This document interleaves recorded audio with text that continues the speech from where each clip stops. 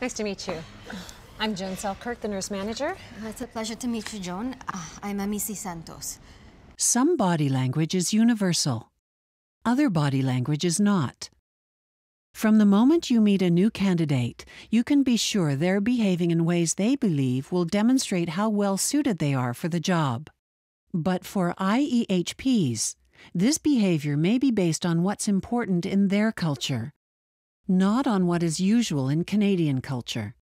Since most IEHPs are motivated to learn and adapt to new ways of doing things, this is a short-term issue.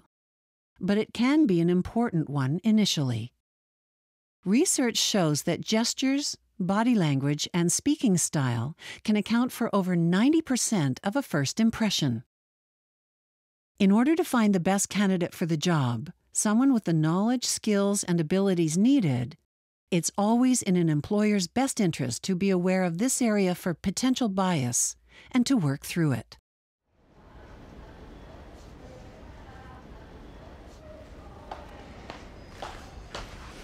Nice to meet you. I'm Joan Selkirk, the nurse manager. It's a pleasure to meet you, Joan. I'm Amici Santos. Great. Why don't you follow me?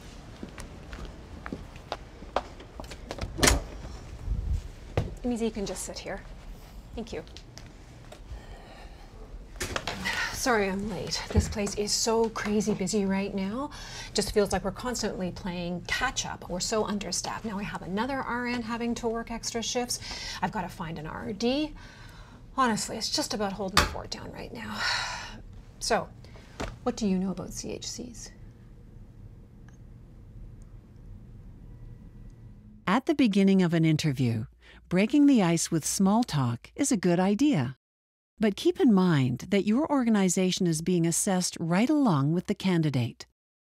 It's important to set the stage properly for the interview so that both sides get the best possible opportunity to make an educated decision about whether or not to move forward.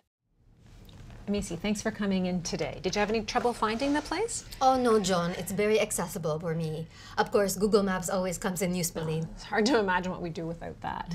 Now, Amici, I'd like to just take a moment and go over what you can expect for the next hour. There'll be no surprises. Oh, that's good. All of the questions I'm going to ask you are based upon the job ad that you responded to. First, we'll talk about your education, your clinical skills, any additional training you may have had, and then I'd like to hear about your work experience. And at any time, if you want to take notes or just need a few seconds to collect your thoughts before you answer my questions, that's not a problem. Thank you. And if I say anything that confuses you or you just have any questions at all, please feel free to ask me and I'll do the same with you. That sounds wonderful, Joan. Okay, so you may have noticed coming in, this is a thriving health community center. We're very excited to be hiring another registered nurse.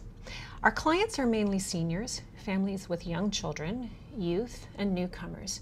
We provide them with clinical care, general health services, and a wide variety of social services. I see. You would be performing physical assessments, triage, health education, and working closely with all members of the team. You would be maintaining clinical records and helping the place run more smoothly. One of the things we're very proud of here is our wide range of training opportunities that we provide for all the staff. We also have a very competitive benefits package. I think I should also say here how much we all love what we do. We've become a very big part of this community. And what we're looking for, in addition to all the obvious things, is someone with a fantastic attitude, someone who loves working with people and can enjoy the challenges a place like this will offer.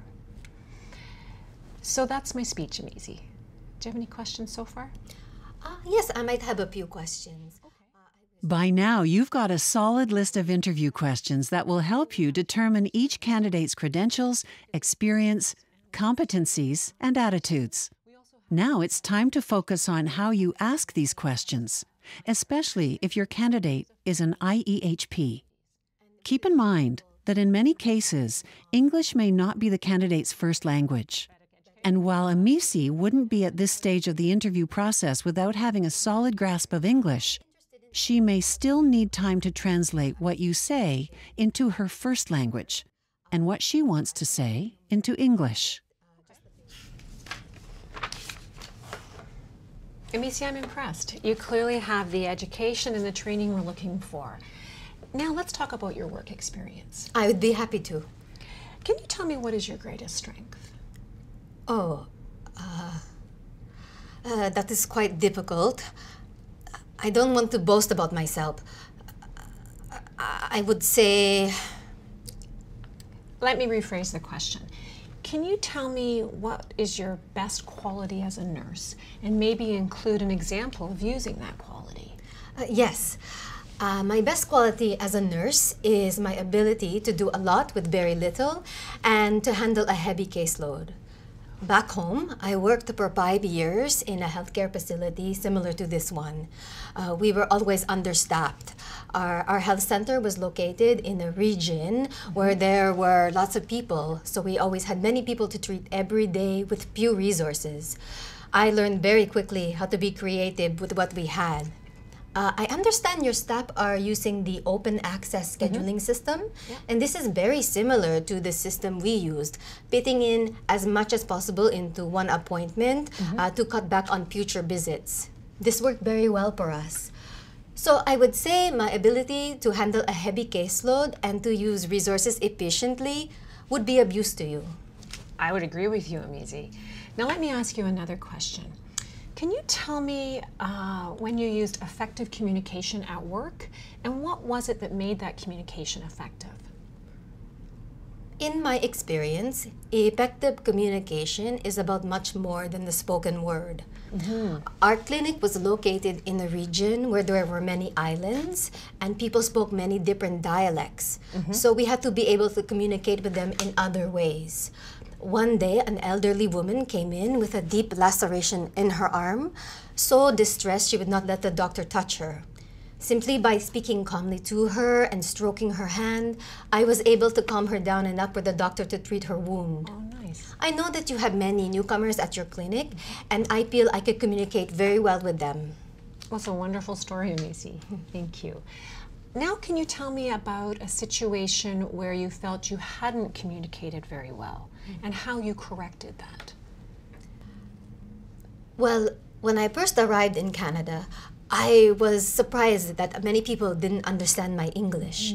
At my first job, many people, especially the elderly, had trouble understanding me. I took a bridging program, which helped, and I continued to work hard. In fact, I belong to a conversational group that meets once a week, and I find that helps me. Also, my volunteer work at the hospital encourages me to always be improving. I know you have many elderly patients here, but I now feel comfortable speaking with them, and I find they understand me most of the time. Nice. Well, it's glad to hear all that. Yes, the bridging